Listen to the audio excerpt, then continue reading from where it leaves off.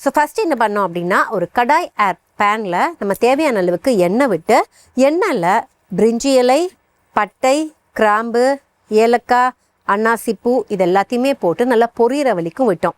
பொரிஞ்சதுக்கப்புறம் நன்றாக நறுக்கிய வெங்காயம் தேவையான அளவு அண்ட் வெங்காயம் நல்லா க்ளாஸியாக வந்ததுக்கப்புறம் இஞ்சி பூண்டு விழுது, இஞ்சி பூண்டு விழுதை தொடர்ந்து தக்காளி தேவையான அளவுக்கு இது எல்லாத்தையும் போட்டு உப்பையுமே சரி பார்த்துட்டு நல்லா குக் பண்ணணும். ஸோ குக் பண்ணதுக்கப்புறம் இதை ஆற வச்சு அரைக்கணும். அரைச்சதுக்கப்புறம் அதே கடாயில் தேவையான அளவுக்கு எண்ணெய் விட்டு இப்போ நம்ம அரைச்சோம் இல்லை இந்த விழுதை போட்டுட்டு கொஞ்ச நேரம் குக் பண்ணணும். குக் பண்ணதுக்கப்புறம் நம்ம பவுடர்ஸ் 1 by 1 ஆட் பண்ணுறோம். மிளகாய் தூள், மல்லித்தூள், கரம் மசாலா, ஜீரகத்தூள் இது எல்லாத்தையும் போட்டு கொஞ்சம் குக் ஆனதுக்கப்புறம் வாட்டரை விட்டு மறுபடியும் உப்பை சரி பார்த்ததுக்கப்புறம் நம்ம க்யூப்ஸாக நறுக்கி வச்சுருந்தா பன்னீரை போட்டு பன்னீர் அண்ட் கிரேவி அந்த திக்னஸ் ஒரு பன்னீர் பட்டர் மசாலா அப்படின்னா அந்த திக்னஸ் மிக முக்கியம் அப்படிங்கிறதுனால திக்னஸ் வர வரைக்கும் குக் பண்ணுறோம். ஸோ இது குக் ஆனதுக்கப்புறம் நம்ம எடுத்து வச்சுருந்த பெப்பர் தூள் தேவையான அளவுக்கு ஆட் பண்ணணும். அதுக்கப்புறம் கொத்தமல்லி, கருவேப்பிலை இது ரெண்டுத்தையும் ஆட் பண்ணி அது கொஞ்சம் வதங்கினதுக்கப்புறம் நம்ம பிளேட்டில் இல்லை சர்வ் பண்ணிட்டோம் அப்படின்னா